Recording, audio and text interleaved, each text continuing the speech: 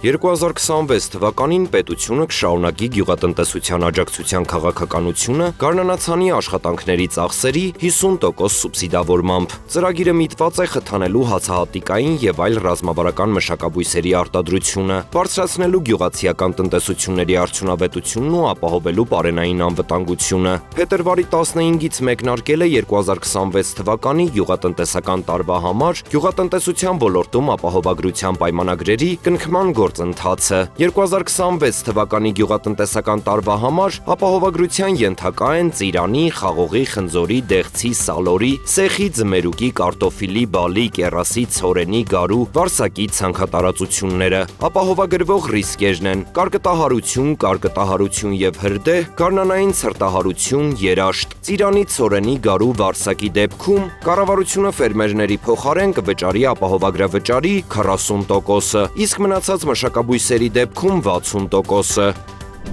Ներկայումս գործում է օտարերկրյա ներդրումների մասին օրենքը, որը չի ապահովում ներդրումային գործընթացի ժամանակակից պահանջներին համապատասխան ամբողջական կարգավորում։ Այդ մասին կառավարության նիստի ժամանակ նշեց էկոնոմիկայի նախարարի տեղակալ Լիլիա Սիրականյանը ներկայացնելով ներդրումների մասին օրենքի նախագծին հավանություն տալու մասին որոշման նախագիծը։ Կարևոր առանձնահատկություններից մեկն այն է, որ նախագծով սահմանված կարգավորումները տարածվելու են ոչ միայն օտարերկրյա ներդրողների եւ ներդրումների վրա, այլև տեղի ներդրողների եւ ներդրումների վրա։ Մինչդեռ գիտենք, որ ներկայումս գործող օտարերկրյա ներդրումների մասին օրենքի դրույթները տարածվում են միայն օտարերկրյա ներդրումների եւ ներդրողների հետ կապված իրավահարաբերությունների վրա։ Այսպիսով նախագիծը սահմանում է խտրականության բացառման երաշխիք երկու կարևոր բաղադրիչներով՝ ազգային ռեժիմը, համաձայն որի օտարերկրյա ներդրողներն ունենալու են տեղացի ներդրողներին հավասար իրավունքներ, ազատություններ եւ պարտականություններ, եւ առավել բարենպաստ ռեժիմը, համաձայն որի օտարերկրյա պետությունների ներդրողները համանման իրավիճակներում ունենալու են համանման, նույնանման բարենպաստ վերաբերմունք։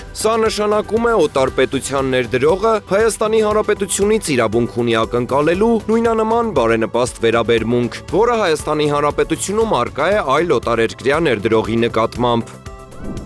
Կառավարությունը փետրվարի 19-ի նիստում որոշեց 2026 թվականի բյուջեից Հայաստանի Հանրապետության մարզպետների աշխատակազմերին հատկացնել 948 միլիոն դրամ, համապատասխան շինարարական կազմակերպությունների նկատմամբ ֆինանսական պարտավորությունները կատարելու համար։ Նախատեսվում է համաֆինանսավորել 16 համայնքների 18 սուբվենցիոն ծրագրեր։ Սա այս տարվա ընթացքում պետական համաֆինանսավորման ծրագրի պետբյուջեի մասով առաջին համաֆինանսավորումն է, ասաց տարածքային կառավարման եւ ենթակառուցվածքների նախարար Դավիթ Խուդաթյանը։ Նախարարը նաեւ թվարկեց այն աշխատանքները, որոնց ֆինանսավորմանն են ուղղվելու սուբվենցիոն միջոցները։ Ըստ այդմ ֆինանսական պարտավորությունները վերաբերում են տարբեր համայնքներում ճանապարհների մայթեզրերի կառուցմանը, փողոցների տուֆով սալապատմանը, կոյուղու ցանցերի կառուցմանը, խմելու ջրագծերի կառուցմանը, փողոցների ասֆալտապատմանը, մանկապարտեզի, քաղաքային գերեզմանի կառուցմանը, մայթերի վերանորոգմանը, մարզադաշտի վերանորոգմանը եւ այլն։